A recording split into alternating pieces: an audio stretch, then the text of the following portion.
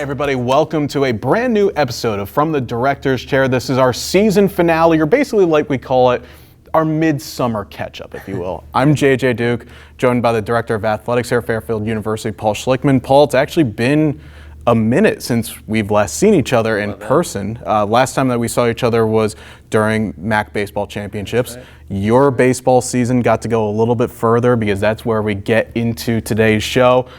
Fairfield baseball, what a season. I mean, you can have so many superlatives, but you got to live it down in the Austin Regional where the Stags were the at-large team out of the MAC, and they won a couple of games. That was just a great week. It was an unbelievable ride. You're right, it's hard to attach the right superlatives or maybe too many superlatives, but they are endless.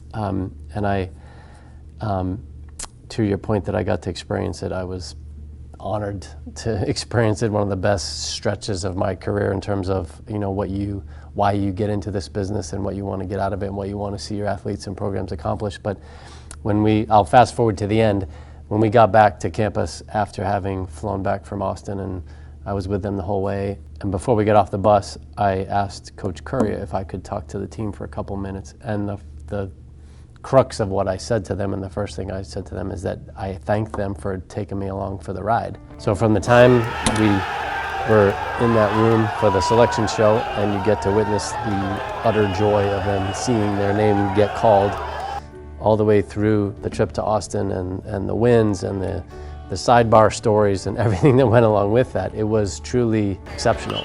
And couldn't be prouder of them, couldn't be happier for them to have that experience. And we all knew something special was evolving, of course, as the wins piled up throughout the season. It would have been a shame to get dinged in the MAC tournament and have the story end, because it wouldn't have done justice to what they accomplished. The idea that their story and their experience and what they did was validated, A, by the at-large bid, and then taking it a step further and saying, yeah, we do belong, and then we play Arizona State to the wire, and then we beat Southern, and then we come back and beat Arizona State. They kept taking it up a notch, and they did it under some tough circumstances and losing one of our leaders, and Coach Currier's planes, trains, and automobiles, and the stories are endless, right? But it was an incredible experience, an incredible week-plus journey with them, and something that I will never forget, but mostly because I was so thrilled for them to experience that, because that is something that they will take with them for the rest of their lives and will benefit them for the rest of their lives. And the other thing I said to them, I know I'm going on because I could talk about this forever, but what I tried to convey to them is, and I told them this would sink in for them over the course of the next couple weeks and over the summer, was the layers of impact of what they had just done. So clearly they elevated their expectations and aspirations for the baseball program. Uncharted territory, things that nobody had ever accomplished. Clearly the first, within the MAC. But they elevated and reset the mark for us as a department. So we talk all the time about being a premier mid-major athletics program. And they just validated the notion that we can do that. So they went and played on national stage and got it done and won a couple games. So that's what we're aspiring to. And at the same time, as they were doing that, created a national story, and in a 2-week period, really a season-long period, of creating incredible national exposure for Fairfield University and putting us in the national spotlight. So the layers of what that run accomplished were incredible. But I really thought it was important for them to understand that, because they did it. And so anyways, an incredible run, an incredible couple weeks, and something that I personally will never forget, and I'm grateful to them for providing that for all of us. I think the one thing that I kind of want to unpack on this before we move on, you talked about what this program did in terms of not only just gaining the exposure. I mean, people were talking about how great the season was from really kind of mid-April, once these wins just kept piling up. You talk about now where Fairfield program can go, not only just baseball, but as a whole. Moments like these put your name on the map, but I think now not just by being there, but winning games, people are going to remember that. And I think between that, the national exposure, the sense that there's going to be a lot of good things to come for the next few years. Yeah, you're right. It's about being ready when your name is called. It's that thing that coaches talk about, that we all talk about in athletics, is like, be ready when the opportunity presents itself, and you gotta take advantage of it. And those guys did. And we had created this aura and this sense of people being curious about Fairfield baseball and Fairfield and where is Fairfield, and we got all those questions that we all anticipated, and they were happy to answer in Austin. And the Austin fans adopted us up until the time we had to play them in front of 8,000 people, and they wanted to kick our behinds, which was great. But that's the best part about being at a baseball regional. And Dr. Nemec was with us the entire time. Obviously, love his support and the fact that he was right there with us. But he tells the story of walking in the concourse of that stadium and having a UT fan come up to him unsolicited and say, hey, because he saw the F on his shirt. And he said, God, you guys have had an incredible season and made an incredible run. And I'm a UT fan, but I wanted to come. I was really curious about Fairfield and you guys. I wanted to come and watch you play. That's what it does.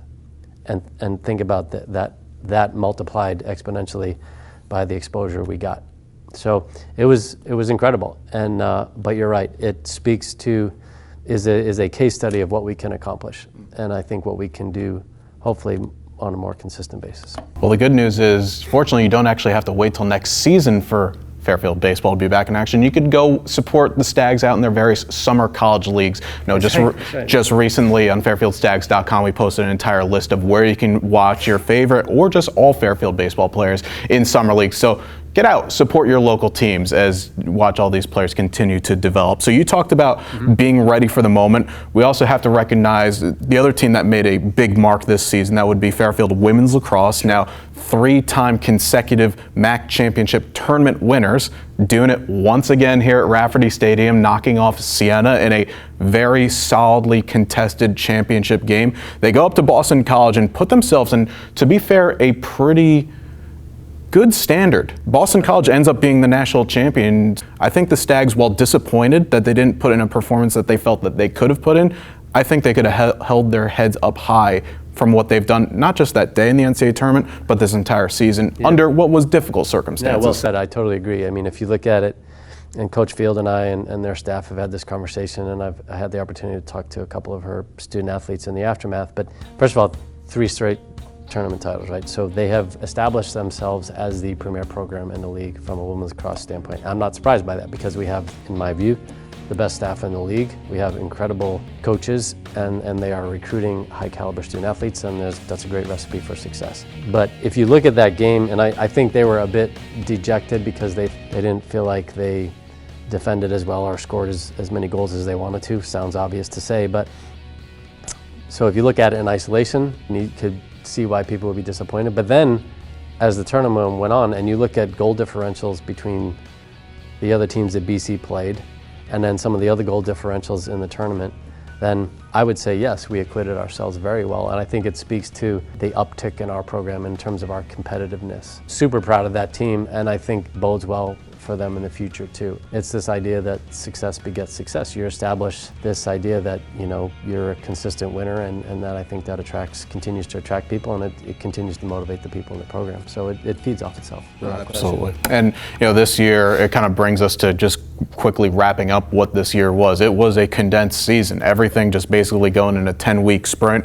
But when you talk about standards and you talk about how across the board you saw a lot of success, unfortunately, it does mean that Fairfield came up short in the Commissioner's Cup by the slimmest of margins, basically tooth and nail, if you will. But I'm a glass half full type guy, so if you're talking about every team just building off of each other's success, sure, may not have won as many titles as you would like. But when you're always talking about Fairfield teams being up there, this year, while chaotic as it was, it continued the trend in the right direction. 100%. And so super proud of the commitment, resilience, effort, etc., that all our teams put forth. I'd like to think we created the right environment and infrastructure for our teams to succeed in their unique circumstances and all the stuff that we've talked about. And you're right, I think the results are a byproduct of that. I also think the results are a byproduct of the cumulative impact of what we are trying to establish here.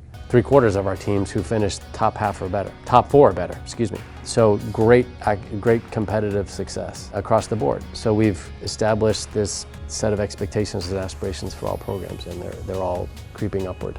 So we're on a great trajectory as a department because everybody's trying to accomplish the same thing and compete for championships. So that's great, and those results speak to that. So really proud of that.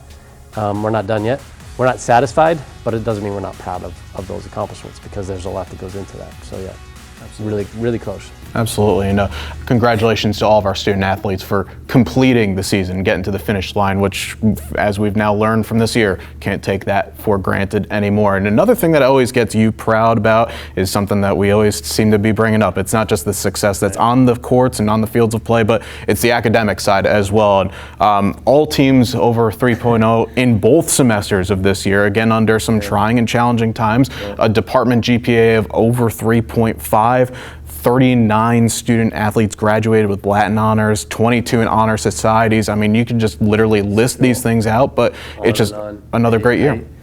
I sound like a broken record, I know when we talk about this, but I always appreciate you bringing it up, and because it's so important and such a great indicator of the caliber of student athletes we have. So when you juxtapose everything we just talked about on the competitive side, baseball, national level, 2 victories in the NCAA tournament, women's lacrosse, and almost 3/4 of our teams top 4 or better. And then, oh, by the way, your department GPA is 3.51.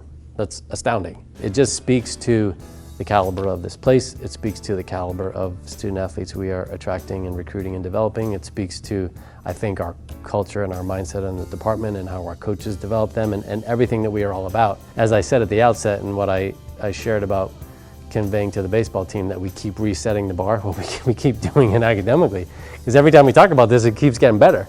And so I'm really proud of what they're doing, obviously. But again, I think it's different. It's an adjustment for everybody to study and learn in front of a computer screen. So they adapted, and they did it in resounding fashion. So it's amazing. And the volume of academic honors and awards that our student athletes garnered in the end of year general student awards, it was unbelievable.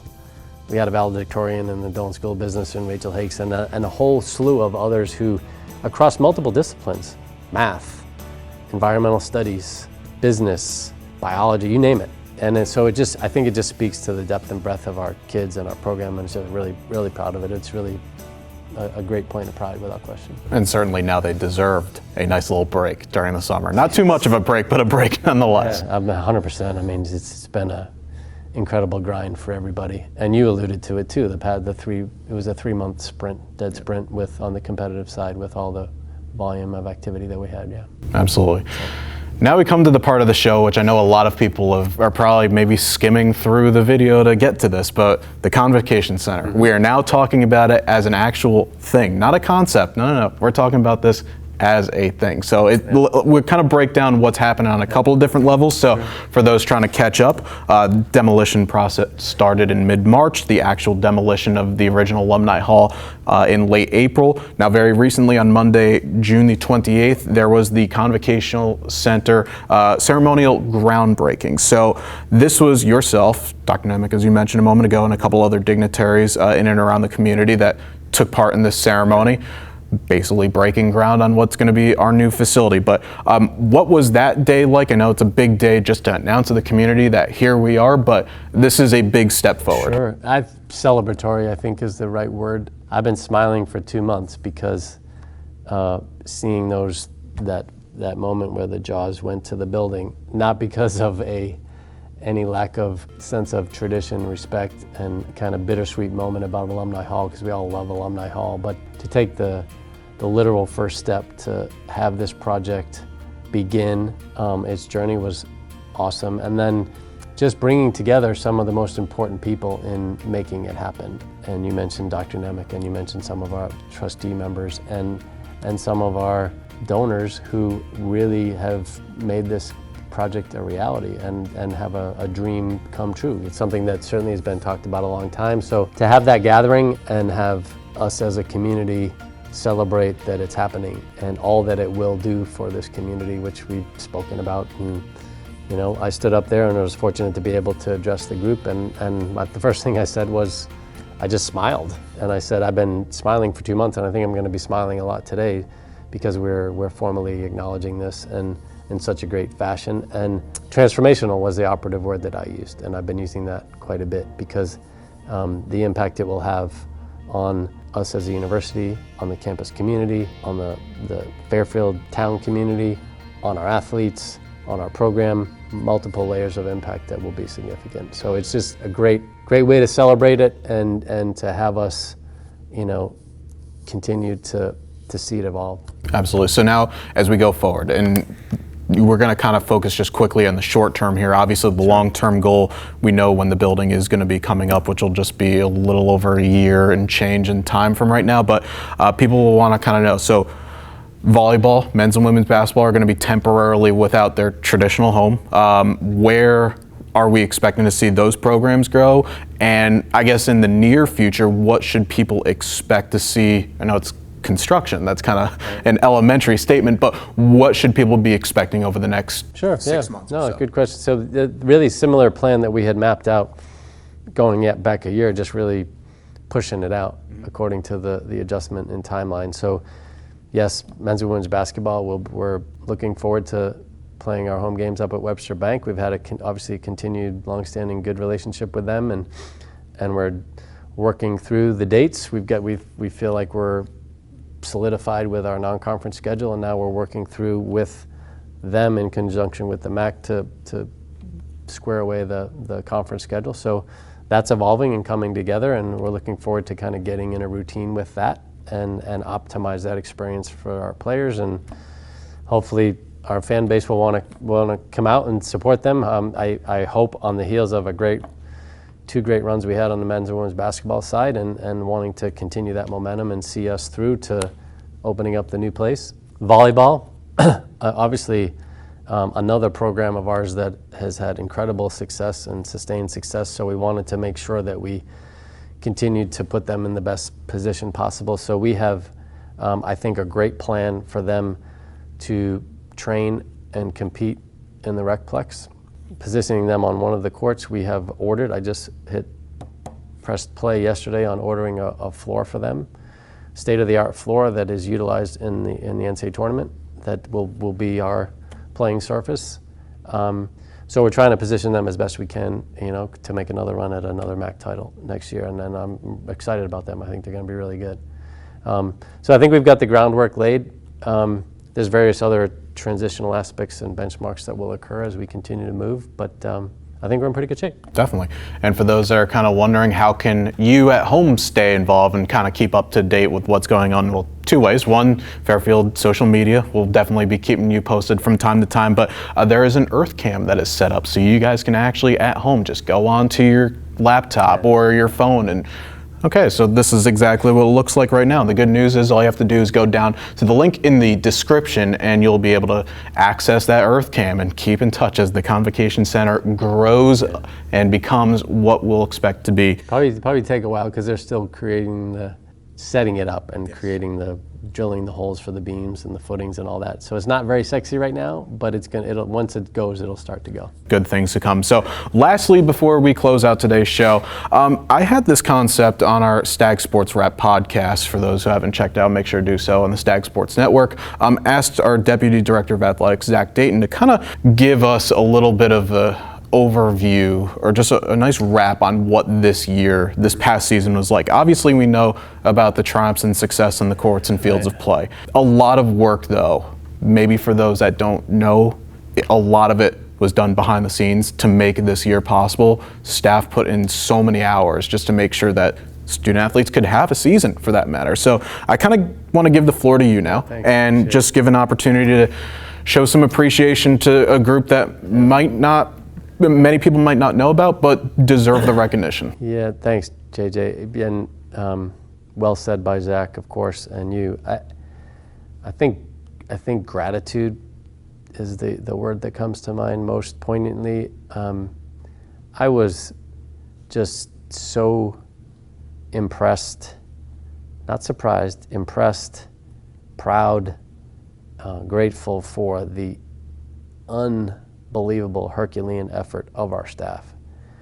You know, when we had 18 out of 20 teams literally going at it at once for 2-month, almost 3-month span, and the volume of activity that we had to operate, and with our shared sense of expectations and doing that at the highest level and doing it as best we can for our athletes, for our programs, for our brand, all of that, they didn't miss a beat.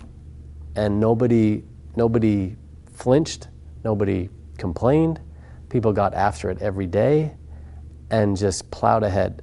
I'm staring at two guys on these cameras who were Herculean in their efforts and the quality of broadcast and the volume of broadcast that we produced. Like, that's one example of what these guys did. And oh, by the way, we had to host a MAC baseball championship that we weren't necessarily expecting to do, but we embraced it and our staff crushed it. And at the same time we were doing that, we had this small thing called the Division I and Division II and III men's lacrosse championship weekend that we had to host, that we had agreed to host, and we had to do a great job with that. So the confluence of all these things and the manner in which our staff came together and just absolutely got after it and did it with such incredible effectiveness and I would say joy.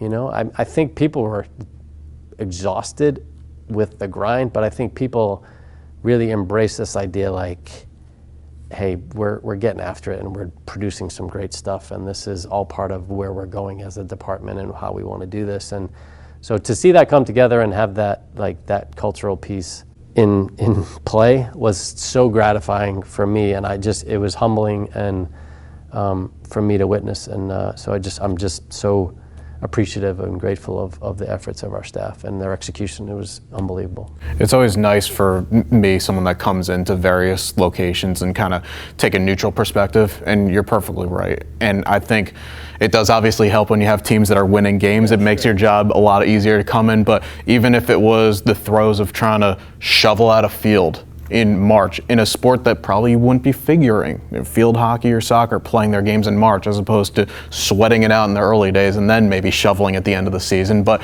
you adapt and you react, and I think for a lot of people it was tiring, as you said, but gratifying at the same time, because hey, we get to work in sports, right? Like if you want to be here, you're already being here. Right. And I think you hit on something too, is that regardless of what the moment was, or regardless of what the sport was, or regardless of which contest it was in a all truncated seasons, without having to say it or remind them, our staff all inherently understood that whatever moment that was, it was really important to that team and those kids, because their ability to compete in this particular season was so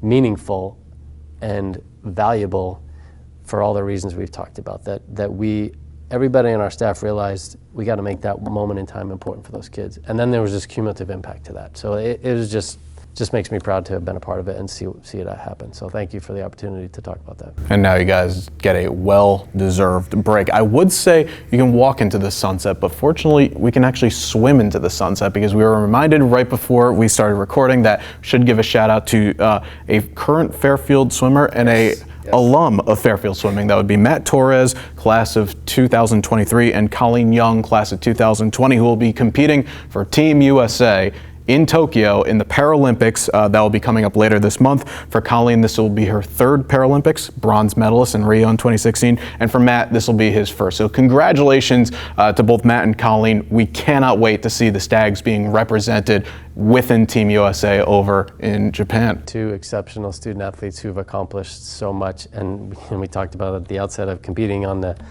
national stage and national spotlight. Well, we've got them also in the international spotlight and stage, so that's exceptional for them. I know I'll be glued early morning or late nights perhaps, but definitely will be glued nonetheless. Paul, thanks so much for your time, and have a good summer. You too. Thank you so much. Thanks guys for tuning in to the latest episode of From the Director's Chairs. For everyone here, I'm JJ Duke signing off. We'll see you all next time. Until then, Go Stags.